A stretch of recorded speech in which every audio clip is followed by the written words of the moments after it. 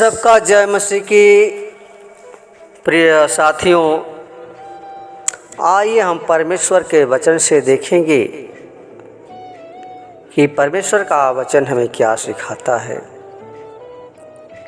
देखेंगे फिलिपियों 2:7-8 लिखा है कि वरन अपने आप को ऐसा शून्य कर दिया और दास का स्वरूप धारण किया और मनुष्य की समानता में हो गया और मनुष्य के रूप में प्रकट होकर अपने आप को दीन किया और यहाँ तक आज्ञाकारी रहा कि मृत्यु, हाँ, क्रूस की मृत्यु भी सह ली। प्रिय भाई बहनों, यीशु मसीह जैसा अपने आप को शून्य कर दिया, वो दास का स्वरूप धारण किया और मनुष्य का समानता में रहा। अपने आप को कभी बड़ा न समझा, परमेश्वर न समझा, बल्कि अपने आप को दीन किया और परमेश्वर का, अपने पिता का आज्ञाकारी रहा और जैसा यीशु मसीह को क्रूस पर मरना था, क्रूस पर और मृत्यु को सहना था, उसको सह लिया। प्रियो, हमारा परमेश्वर जो है हमें सिखाता है कि हमें अपने आप को हमें भी शून्य करना है, अपने आप को जीरो करें। हम अपने मन पर, अपने शरीर पर घमंड न करें। हम पहला स्थान परमेश्वर को दो, जैसे यीशु मसीह अपने पिता को दिया, अपने आप को शून्य कर दिया, मनुष्य का दास होते हुए भी दास का स्वरूप धारण किया, मनुष्य की समानता में रहा। उसी प्रकार हमें भी परमेश्वर के जैसा बनना है। यीशु मसीह जैसा किया, हमारे लिए दीन बना, तो हमें भी दीन बनना है। क्योंकि अगर हम वचन पहला तीमुथियुस 2 का हम 5 पद पढ़ते हैं तो लिखा है, क्योंकि परमेश्वर एक ही है और परमेश्वर और मनुष्यों के बीच में भी एक ही बिचवई है, अर्थात मसीह यीशु जो मनुष्य है। प्रियो, यीशु मसीह, परमेश्वर एक ही है, लेकिन परमेश्वर और मनुष्य के बीच में जो दूरी हो गई थी, उस दूरी को यीशु मसीह प्रियो एक करने के लिए यीशु मसीह स्वर्ग का सिंहासन छोड़कर पृथ्वी पर मनुष्य का रूप धारण किया। हमें बचाने के लिए, हमें उस पाप से बचाने के लिए प्रियो यीशु मसीह वो स्वर्ग का सिंहासन छोड़कर पृथ्वी पर मनुष्य का रूप धारण किया। इसलिए यूहन्ना 1:14 में लिखा है कि और वचन जो अनुग्रह और सच्चाई से परिपूर्ण था, देहधारी हुआ और हमारे बीच में निवास किया। हमने उसकी ऐसी महिमा देखी जैसी पिता के इकलौते पुत्र की महिमा, जो शरीर के अनुसार दाऊद के वंश में उत्पन्न हुआ। प्रियो, ये वचन है, यीशु मसीह है। लिखा है कि आदि में वचन था और वचन परमेश्वर के साथ था और वही देहधारी हुआ। प्रियो, इन वचनों से स्पष्ट होता है कि प्रभु यीशु मसीह मानव रूप धारण करके इस संसार में आया, मानव रूप धारण करके इस संसार में आया। परमेश्वर ने मनुष्य को 3 चीजें प्रदान की, मनुष्य को 3 चीजें प्रदान की। पहला, आत्मा, प्राण और देह। 3 के द्वारा ये चीज हमें प्रदान किया है प्रिय। और जैसे वस्त्र में दाग धब्बा लग जाता है तो उसे साबुन से धोकर साफ किया जाता है, उसी प्रकार देह के जो दाग और धब्बे दवाई से ठीक किए जाते हैं, किंतु आत्मा में लगे हुए पापों के कलंक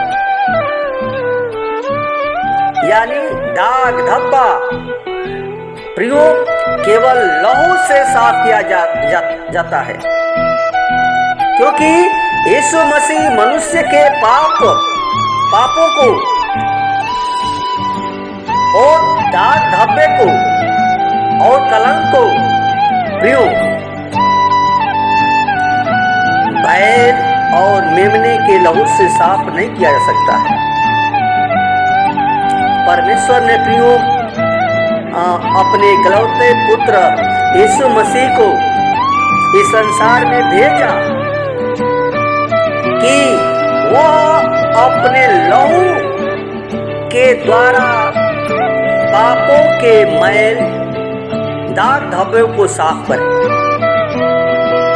ओ प्रियो, हमारा जो पाप का जो धब्बा है, जो दाग है, वो यीशु मसीह के लहू से है, क्योंकि मनुष्य में मांस, लहू और हड्डी होती है और उसके लहू में मनुष्य का प्राण होता है। जब प्रभु यीशु मसीह मनुष्य रूप धारण करके संसार में आया तो उनके हड्डी, मांस और लहू था। और बाइबल बताती है इब्रानियों 2:14 में कि इसलिए जबकि लड़के मांस और लहू के भागी हैं, तो वह आप भी उनके समान उनका सहभागी हो गया। यीशु मसीह प्रियो सहभागी हो गया। इसलिए प्रभु यीशु मसीह ने मनुष्य रूप को मनुष्य की इच्छा शक्ति से धारण नहीं किया, बल्कि वह पवित्र आत्मा के सामर्थ्य से पैदा हुआ। और जिस प्रकार मनुष्य का बच्चा शरीर, बुद्धि और मनुष्य के देखभाल में बढ़ता है, वैसे ही प्रभु यीशु मसीह भी विकसित हुआ। तो हम यीशु मसीह के बुद्धि में, डील डौल में और परमेश्वर के यीशु मसीह के उस अनुग्रह में बढ़ते जाएं, क्योंकि प्रभु यीशु को मानव रूप में भूख प्यास लगी थी और मानव हृदय की तरह उसे दया, प्रेम, सहानुभूति, दुख, क्रोध आदि वो अनुभव था उसको। लेकिन जब मनुष्य शरीर में चोट लगती है, मनुष्य के शरीर में चोट लगती है तो लहू निकलता है। ऐसे ही प्रियो यीशु मसीह जब क्रूस पर टांगा गया या चढ़ाया गया तो कोड़ों, बर्छी और भाले के मार से उसका शरीर लहूलुहान हो गया। यीशु मसीह का देह पूरे लहू से वो लहूलुहान हो गया था। प्रभु यीशु मसीह में प्राण था। प्रभु यीशु मसीह ने क्रूस में टंगने से पहले गतसमनी के बाग में वो कहा, क्या कहा कि मेरा जी बहुत उदास है, यहाँ तक कि मेरे प्राण निकले जाते हैं। यीशु मसीह प्रियो कहा, मत्ती 26 अध्याय में लिखा है। इसलिए प्रभु यीशु मसीह में आत्मा था और प्रभु यीशु मसीह ने क्रूस पर मरने से पहले कहा कि हे पिता, मैं अपनी आत्मा तेरे हाथों में सौंपता हूँ। तो प्रियो, जब यीशु मसीह भारी वो जो गोपेर की लकड़ी का जो क्रूस उठाकर कलोरी पहाड़ी में जा रहा था तो उन्हें थकान का एहसास हुआ। वह रुक जाता था और मनुष्य रूप धारण करने के बाद भी वह निर्दोष, निष्कलंक और निष्पाप ठहरा। इसलिए प्रियो, हम उस यीशु मसीह के जैसा हमें अपने शरीर को धारण करना है। कोई हमारे जीवन में दोष नहीं होना चाहिए, बल्कि निष्कलंक और निष्पाप होना चाहिए। इसलिए प्रियो, इस वचन के द्वारा परमेश्वर हर एक को बहुतायत आशीष प्रदान करे। प्रियो, हम परमेश्वर पर भरोसा रखें। वो हमारे लिए सब कुछ दुख सहा, अपने आप को शून्य कर दिया, मनुष्य का रूप समानता में रहा और दास का स्वरूप धारण किया।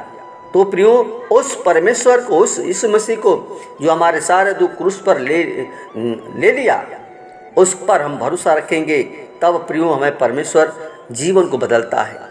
आइए हम भजन के द्वारा परमेश्वर प्रार्थना करें। हालेलुया, हालेलुया, हालेलुया, धन्यवाद, धन्यवाद, धन्यवाद। हे सेनाओं के यहोवा सृष्टिकर्ता परमेश्वर, हमारे जीवन के स्वामी खुदा यीशु मसीह, नम्रता और दीनता के साथ तेरे महान हम चरणों में आते हैं। खुदा, तो वही परमेश्वर है जो तूने प्रतिज्ञा किया कि मधु जी कभी छोड़ूंगा न त्यागूंगा, बल्कि संग संग तू साथ साथ रहने वाला परमेश्वर है। खुदा, हम विनती करते हैं, प्रार्थना करते हैं, सचमुच तू हमारे लिए अपने आप को शून्य कर दिया और प्रभु हो करके और मनुष्य का रूप धारण किया, दास का रूप धारण किया, और प्रभु हमारे लिए तू दीन बना, दीन हो गया, कोई जवाब नहीं दिया, और हमारे लिए क्रूस पर मृत्यु को सह लिया। हम प्रभु धन्यवाद देते हैं खुदा, जितना हम तेरी बढ़ाई करते हैं, प्रशंसा करते हैं, बहुत थोड़ा है, बहुत कम है। खुदा, हम चाहते हैं कि हर एक भाई बहन प्रभु तेरे जैसे प्रभु जी तेरे वचन के अनुसार तुझ पर भरोसा रखें, अपने आप को शून्य करके तुझको पहला स्थान करके प्रभु हर एक भाई बहन प्रभु जितने सुन रहे हैं पिता, हर एक लोग प्रभु जी मन को फिराएं और तेरे वचन पर चलने वाले उसके पिता परमेश्वर, आदर महिमा और गौरव और जला सिर्फ आपको देते हैं। आज की विनती प्रार्थना तेरे हाथों में सौंपते हैं। धन्यवाद के साथ धन्यवाद की प्रार्थना उद्धारकर्ता यीशु नासरी के नाम से दुआ मांगते हैं। सुन और दया से कबूल करें। आमीन, आमीन।